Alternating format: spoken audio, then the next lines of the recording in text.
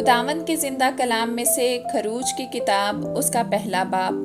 اسرائیل کے بیٹوں کے نام جو اپنے اپنے گھرانے کو لے کر یعقوب کے ساتھ مصر میں آئے یہ ہیں: روبن، شمعون، لاوی، یہودا، اشکار، زبلون، بنیامین، دان، نفتالی، جد، آشر اور سب جانیں جو یعقوب کے صلب سے پیدا ہوئیں 70 تھیں۔ اور یوسف تو مصر میں پہلے ہی سے تھا، اور یوسف اور اس کے سب بھائی اور اس پشت کے سب لوگ مر مٹے، اور اسرائیل کی اولاد برومند اور کثیر التعداد اور فراوان اور نہایت زور آور ہو گئی، اور وہ ملک ان سے بھر گیا۔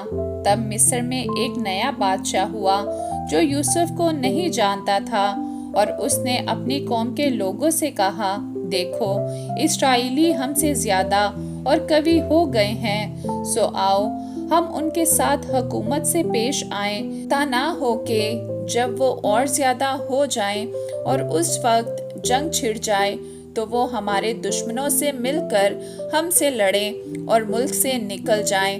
اس لیے انہوں نے ان پر بگاڑ لینے والے مقرر کیے جو ان سے سخت کام لے لے کر ان کو ستائیں۔ سو انہوں نے فرعون کے لیے ذخیرہ کے شہر پتوم اور رمسیس بنائے، پر انہوں نے جتنا ان کو ستایا وہ اور ہی زیادہ بڑھتے اور پھیلتے گئے۔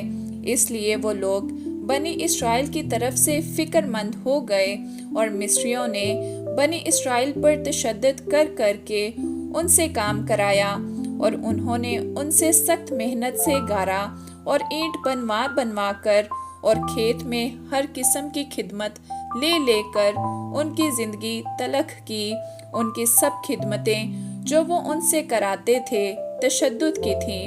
تب مصر کے بادشاہ نے عبرانی دائیوں سے، جن میں ایک کا نام سفرا اور دوسری کا نام فوہا تھا، باتیں کی اور کہا کہ جب عبرانی عورتوں کے تم بچہ جناؤ اور ان کو پتھر کی بیٹھکوں پر بیٹھی دیکھو تو اگر بیٹا ہو تو اسے مار ڈالنا، اور اگر بیٹی ہو تو وہ جیتی رہے۔ لیکن وہ دائیاں خدا سے ڈرتی تھی، سو انہوں نے مصر کے بادشاہ کا حکم نہ مانا بلکہ لڑکوں کو جیتا چھوڑ دیتی تھی۔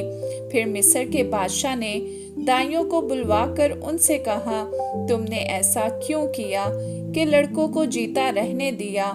دائیوں نے فرعون سے کہا، عبرانی عورتیں مصری عورتوں کی طرح نہیں ہیں، وہ ایسی مضبوط ہوتی ہیں کہ دائیوں کے پہنچنے سے پہلے ہی جن کر فارغ ہو جاتی ہیں۔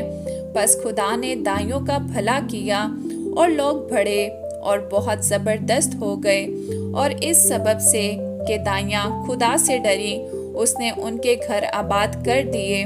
اور فرعون نے اپنی قوم کے سب لوگوں کو تاکیداً کہا کہ ان میں جو بیٹا پیدا ہو تم اسے دریا میں ڈال دینا، اور جو بیٹی ہو اسے جیتی چھوڑنا۔ آمین۔